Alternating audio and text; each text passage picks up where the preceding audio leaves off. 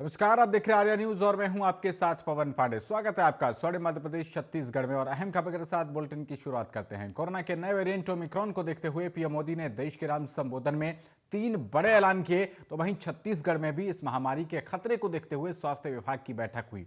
बैठक के बाद स्वास्थ्य मंत्री टीएस सिंहदेव ने कहा है कि 108 देशों में ओमिक्रॉन वेरिएंट पहुंच चुका है। देश में भी ओमिक्रॉन तेजी से बढ़ रहा है।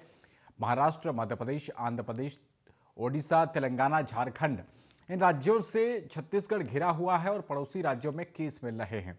अभी राहत की बात यह है कि छत्तीसगढ़ में पॉजिटिविटी रेट 1% से भी कम है। उन्होंने कहा कि प्रदेश में अगर केस बढ़ते हैं तो उतने बिस्तर हैं या नहीं, इस पर समीक्षा हुई। सिंहदेव ने कहा कि सावधानी बेहद जरूरी है। मंत्री सिंहदेव ने बैठक की जानकारी ट्विटर पर भी शेयर की है और मीडिया से बातचीत में सिंहदेव ने कहा कि बैठक में प्रदेश में संभावित ओमिक्रॉन संक्रमण को लेकर स्वास्थ्य विभाग को तैयारियों और परिस्थितियों के मुताबिक कार्य योजना बनाने के निर्देश दिए गए हैं। उन्होंने बताया कि ओमिक्रॉन के संक्रमण से निपटने के लिए हमारे पास 17,000 बिस्तर तैयार हैं। कोरोना से निपटने के लिए विभाग जो है वो स्वास्थ्य सेवाओं को मजबूत करने में जुटा हुआ है। कोरोना की पहली और दूसरी लहर के दौरान आई दिक्कतों को ध्यान में रखते हुए सुविधाएं बढ़ाई जा रही हैं। सिंहदेव ने विदेश से छत्तीसगढ़ आए लोगों के संदर्भ में कहा कि स्वास्थ्य विभाग उनकी पहचान कर रहा है। इसमें पुलिस की मदद भी ली जा रही है।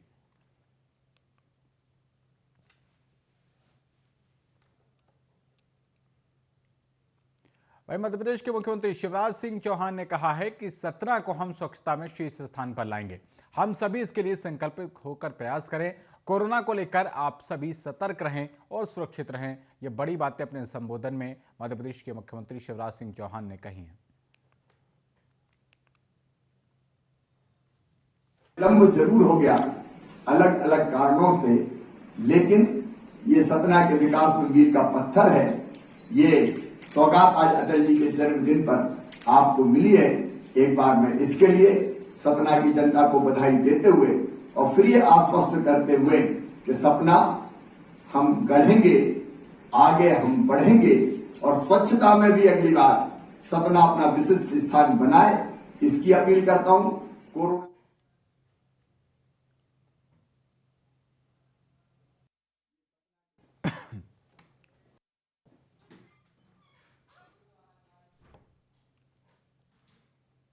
तो वहीं मध्य प्रदेश के पूर्व मुख्यमंत्री और कांग्रेस नेता दिग्विजय सिंह ने शनिवार को बड़ा बयान दिया। उन्होंने कहा कि विनायक दामोदर सावरकर की विचारधारा को बीजेपी और संघ आगे बढ़ा रहे हैं, जबकि सावरकर ने खुद ही अपनी किताब में लिखा है कि गोमांस खाने में कोई खराबी नहीं है। उन्होंने कहा कि खुद के मल में लोट लगाने वाली गाय हमारी माता कैसे हो सकती है। कांग्रेस ने जनजागरण अभियान शुरू किया है और इसके तहत आयोजित एक कार्यक्रम में दिग्विजय सिंह ने कहा कि सावरकर ने खुद अपनी किताब में लिखा है कि हिंदू धर्म का हिंदुत्व से कोई संबंध नहीं है।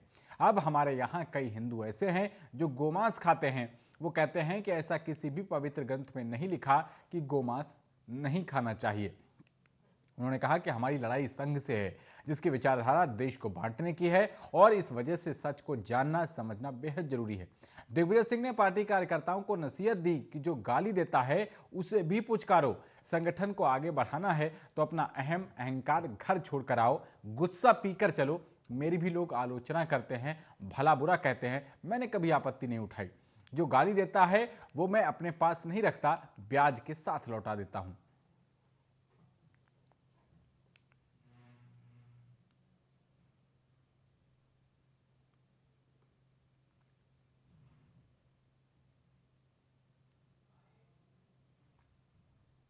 जो गाली देता है उसको भी पुचकारो, जो आपका विरोधी उसको भी कहो कि भाई क्या नाराजगी बता, घर में बैठ के बात करेंगे। काट छाट की बात मत करना। ये संगठन को मजबूत अगर करना है तो गुस्सा पी के चलो, अहम और अहंकार को घर छोड़ दो। मेरी भी कई आलोचना लोग करते हैं, भला बुरा कहते हैं, लेकिन दिग्विजय सिंह ने कभी उनकी ना शिकायत की ना मुझे कोई आपत्ति। भाई तुमको जो कहना है कह ले। जो मुझे गाली देता मैं अपने पास नहीं रखता, मैं वापस भेज देता हूं। जो गाली देता है उसको भी पुचकारो।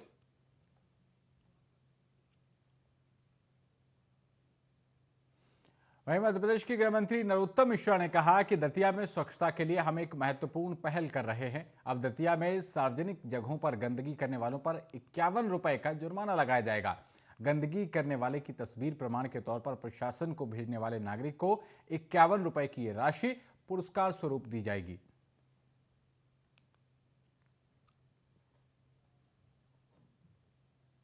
जो कचरा नियत स्थान की जगह कहीं और फेंकता है उसका वो फोटो खींच ले, जो कि और भी जगह किया है, और फोटो खींच के वो कलेक्टर साहब को या सीएमओ साहब को डाल दे, और सीएमओ साहब जिसने फोटो खींचा या कलेक्टर साहब उसको 51 रुपया 101 रुपये का पुरस्कार। जब ये हो जाए तो हमको उसको अपनी जेब से नहीं देना है 51 या 101 रुपये। जिस व्यक्ति की तस्वीर उसने खींची है उस व्यक्ति पे जुर्माना लगा के उसको दिलवा। आगे बढ़ते हैं। छत्तीसगढ़ के कवर्धा जिले में शनिवार को एसपी कार्यालय में पुलिसकर्मियों के प्रमोशन के लिए एक सेरेमनी का आयोजन किया गया। यहां आईजी दुर्ग रेंज के आदेशानुसार पदोन्नति के लिए जारी योग्यता सूची वर्ष 2021 में जिला पुलिस के 21 प्रधान आरक्षक का सहायक उप निरीक्षक पद पर प्रमोशन किया गया है। प्रमोशन के बाद आमतौर पर एसपी पुलिसकर्मियों के कंधे पर स्टार लगाकर सम्मानित करते हैं, लेकिन इस बार एसपी डॉक्टर लाल उमेद सिंह ने प्रमोशन मिले सभी हवलदार के परिवारजनों को अपने कार्यालय पर बुलाया था। यहां इन पुलिसकर्मियों के परिजनों ने कंधे पर स्टार लगाकर प्रमोशन की प्रक्रिया पूरी की। इस मौके पर पत्नी अपने पति, बेटी ने अपने पिता, मां ने अपने बेटे के कंधे पर स्टार लगाकर उन्हें सम्मानित किया और उनके साथ फोटो भी खिंचवाए। कार्यक्रम में एसपी डॉक्टर लाल उमेद सिंह ने कहा कि हम तभी विभाग में बेहतर काम कर सकते हैं जब हमें अपने परिजनों का सहयोग प्राप्त हो। इसलिए इस अवसर पर आप सभी अपने बेटे, बेटी, पत्नी, पति या पिता जो आज प्रधान आरक्षक के पद से पदोन्नत होकर एक पद और ऊपर एएसआई बनते हुए देख रहे हैं, इनकी तरक्की से पूरे परिवार का सिर गर्व से और भी ऊंचा होगा।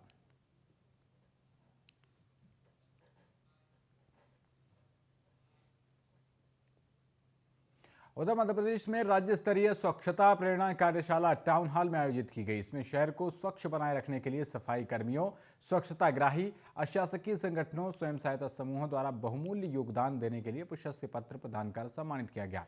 इस कार्यक्रम में कुल 40 परिवारों और 18 कर्मचारियों को विधायक सुदेश राय ने सम्मानित किया। इस कार्यक्रम की खास बात यह थी कि कार्यक्रम के आयोजन के लिए किसी भी वेस्ट मटेरियल का प्रयोग नहीं किया गया। इसके बाद स्वच्छता रैली भी निकाली गई। वहीं विधायक सुदेश राय ने कहा कि नगर को स्वच्छ बनाए रखने में नगर पालिका कर्मचारियों के साथ ही स्वच्छता प्रेरकों और आम नागरिकों का महत्वपूर्ण योगदान है। हम सभी का प्रयास है कि नगर को स्वच्छ, सुंदर और प्रदूषण मुक्त बनाए रखें। कार्यक्रम के आरंभ में मुख्य नगर पालिका अधिकारी संदीप श्रीवास्तव ने प्रदेश भर में आयोजित की जा रही स्वच्छता प्रेरणा कार्यशाला के बारे में विस्तार से जानकारी दी।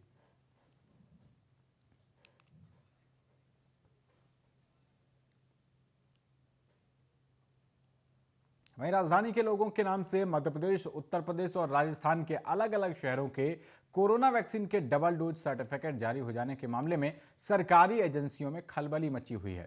रायपुर में ही पिछले 15 दिन में 4 दर्जन से ज्यादा लोग जब दूसरा डोज लेने वैक्सीनेशन सेंटर पहुंचे तो वहां उनका नाम नंबर कोविन पोर्टल पर अपलोड हुआ तो तुरंत स्क्रीन पर यह जानकारी डिस्प्ले हुई कि उनका डबल डोज का सर्टिफिकेट ऐसे शहरों, राज्यों से जारी हो गया जहां वे कभी गए ही नहीं। माना जा रहा है कि कुछ राज्यों में रायपुर ही नहीं बल्कि बड़ी संख्या में प्रदेश भर के लोगों के मोबाइल नंबर से वैक्सीनेशन सर्टिफिकेट जारी कर वहां वैक्सीनेशन का आंकड़ा बढ़ा लिया गया है। ऐसी जानकारी के मुताबिक राजधानी के ही ऐसे दर्जन भर लोगों ने पहुंचकर प्रमाण प्रस्तुत किए हैं कि उनका डबल डोज बचा हुआ है, लेकिन उनके टीकाकरण सर्टिफिकेट मध्य प्रदेश, राजस्थान, यूपी, महाराष्ट्र और ओडिशा से जारी हो चुके हैं। ओमिक्रॉन संकट की वजह से राजधानी ही नहीं प्रदेश भर के टीकाकरण केंद्रों में डबल डोज के लिए जाने वालों की संख्या बढ़ी है और इसी दौरान यह खुलासा हुआ है।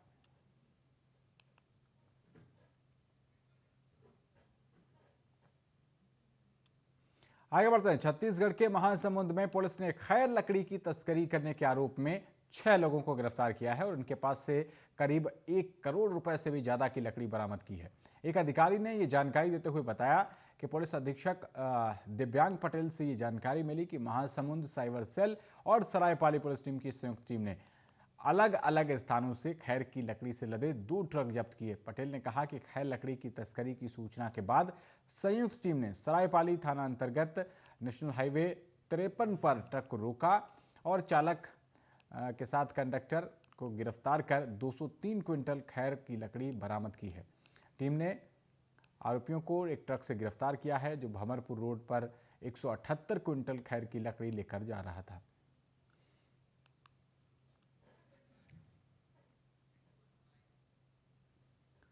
वहीं छत्तीसगढ़ में हाथियों का उत्पात थमने का नाम नहीं ले रहा। आए दिन हाथियों का झुंड गांव, ग्रामीण और फसलों को नुकसान पहुंचा रहा है। 28 जिलों में से 10 जिलों में हाथियों का आतंक ऐसा है कि लोग अपने घरों में भी रहने से डरते हैं। ताजा मामला कोरबा जिले का है, जहां पर 43 हाथियों का एक झुंड पूरे इलाके में आतंक मचा रहा है। कोरबा जिले में 18 दिसंबर को 71 वर्षीय बुजुर्ग महिला को हाथियों के झुंड ने कुचलकर मार डाला था। इसके अलावा हजारों एकड़ फसल को भी हाथियों ने रौंद दिया। इतना ही नहीं, इलाके में हाथियों का झुंड अभी तक सैकड़ों मकानों को नुकसान पहुंचा चुका है। देश में छत्तीसगढ़ हाथियों के आतंक से सबसे ज्यादा प्रभावित वाला राज्य है और राज्य के 28 में से 10 से भी ज्यादा जिले हाथियों के उत्पात से बुरी तरह प्रभावित हैं। राज्य सरकार द्वारा विधानसभा में साझा किए गए आंकड़ों के मुताबिक जनवरी 2019 और नवंबर 2021 के बीच राज्य में हाथियों के उत्पात के द्वारा 195 लोगों की मौत हो चुकी है और संपत्ति के नुकसान के 62,000 से भी ज्यादा मामले सामने आ चुके हैं।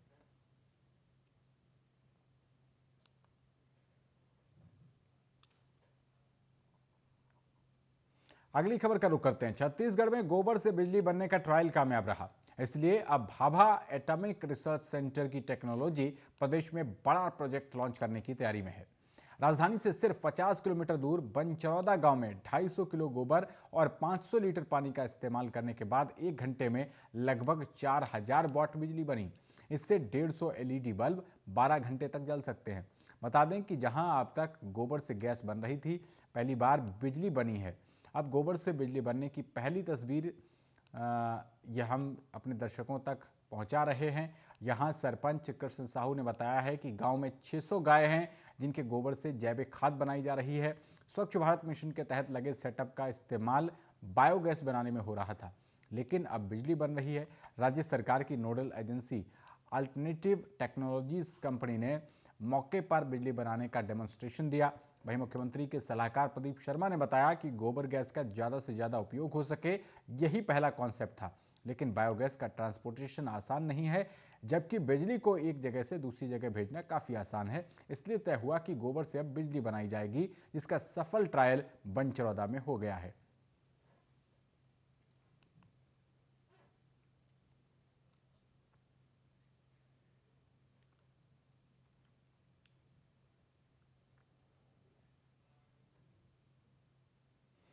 तो बीते दिन भारत के पूर्व प्रधानमंत्री और भारत रत्न अटल बिहारी वाजपेयी की 57वीं जयंती मनाई गई। इस विशेष मौके पर राष्ट्रपति रामनाथ कोविंद और प्रधानमंत्री नरेंद्र मोदी ने पूर्व पीएम को सदैव अटल स्मारक पर पुष्पांजलि अर्पित की और उन्हें नमन किया। अटल बिहारी वाजपेयी जी का जीवन आज भी लोगों का मार्गदर्शन करता है। तो आइए आपका परिचय कराते हैं पूर्व पीएम और भारत रत्न अटल बिहारी वाजपेयी की शख्सियत से।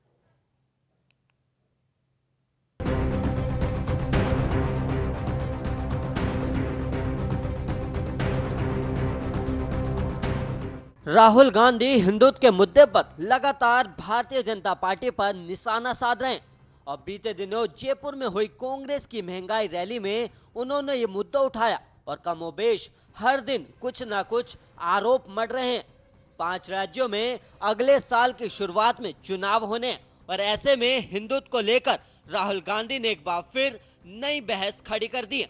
भारतीय राजनीति में हिंदुत्व ऐसा विषय जिस पर हमेशा राजनीति होती रही है और हिंदुत्व की सियासत में बीजेपी किसी भी और पार्टी से बहुत आगे निकल चुकी है। बीजेपी का देखा देखी इस चुनाव में कांग्रेस और सपा समेत अधिकांश मुख्य धारा की पार्टियां हिंदुत्व को लुभाने की कोशिश कर रही है और वो भी हिंदुत्व के रास्ते पर निकल गई है। लेकिन कहा जाता है कि बीजेपी के हिंदुत्व के आगे किसी का हिंदुत्व टिक नहीं सकता। लेकिन पूर्व प्रधानमंत्री अटल बिहारी वाजपेयी भी इस पार्टी में रहते हुए भी हिंदुत्व को लेकर अलग लाइन लेते रहे और उनके हिंदुत्व को लेकर लोगों में वैसा भाव नहीं रहा जैसा कि बीजेपी के अन्य नेताओं को लेकर है। आज हम हिंदुत्व को लेकर दिए उनके विचारों से आपका परिचय करा रहे हैं। दरअसल अटल बिहारी वाजपेयी की छवि सेकुलर नेता की रही और इस बात को समझने के लिए सबसे पहले चलिए वाजपेयी के बचपन में, जब वो 10वीं कक्षा में थे, तब उन्होंने एक कविता लिखी थी और उन्होंने लिखा था, हिंदू तन मन, हिंदू जीवन, रग रग हिंदू मेरा परिचय। कश्मीर के नंदन वन को किसने है सुलगाया, किसने छाती पर अन्यायों का अंबार लगाया। आग खोल कर देखो घर में भीषण आग लगी है, धर्म सभ्यता संस्कृति खाने दानव क्षुधा जगी है। हिंदू कहने में शर्माते दूध न जाते लाज न आती, घोर पतन है अपनी माँ को माँ कहने में पटती। भारत के पूर्व प्रधानमंत्री अटल बिहारी वाजपेयी हिंदू धर्म के सार को समझा सकते थे और वो हिंदुत्व के समर्थक रहे और हिंदुत्व की व्यापक परिकल्पना करते थे। उनके नर्म हिंदुत्व का राज क्या था जो कभी कभी बीजेपी और संघ को उलझन में डाल देता था। इसी सिलसिले में एक बार पुणे में दिया उनका भाषण का जिक्र करना भी जरूरी है। उन्होंने कहा कि मैं हिंदू हूँ, ये मैं कैसे भूल सकता हूँ और किसी को भूलना भी नहीं चाहिए। मेरा हिंदुत्व सीमित नहीं है, संकुचित नहीं है। मेरा हिंदुत्व हरिजन के लिए मंदिर के दरवाजे बंद नहीं कर सकता। मेरा हिंदुत्व अंतर जातीय, अंतर प्रांतीय और अंतर्राष्ट्रीय विवाहों का विरोध नहीं करता है। हिंदुत्व बहुत विशाल है। वाजपेयी के हिंदू धर्म को समझने के तरीके पर बहुत से लोग कुछ न कुछ विवाद करते रहे।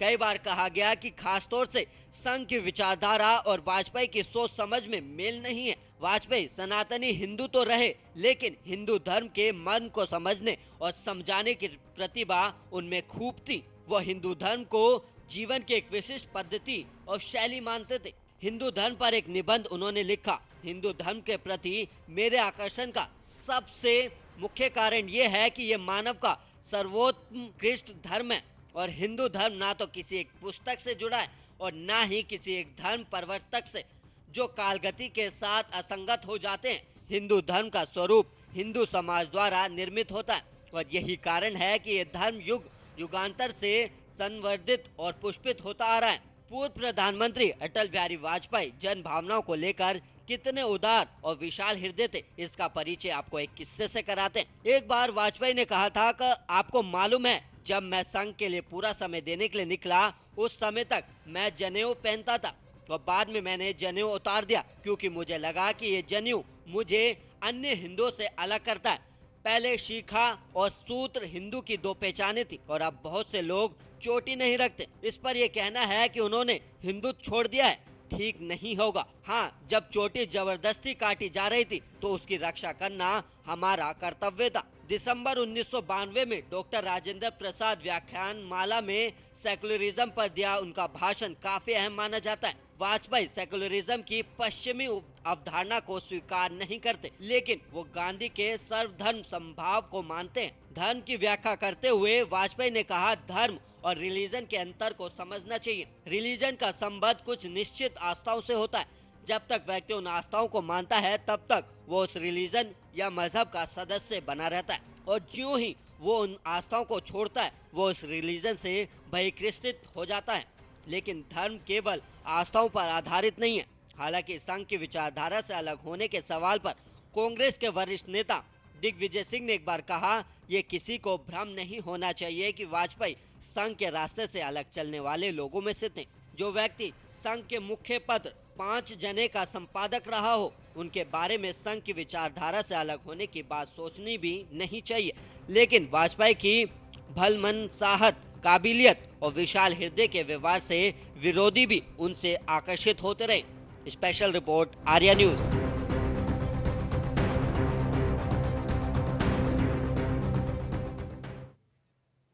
तो इस बुलेटिन में फिलहाल इतना ही। देश और दुनिया की तमाम अहम खबरों के लिए बने रहिए आर्या न्यूज के साथ। नमस्कार।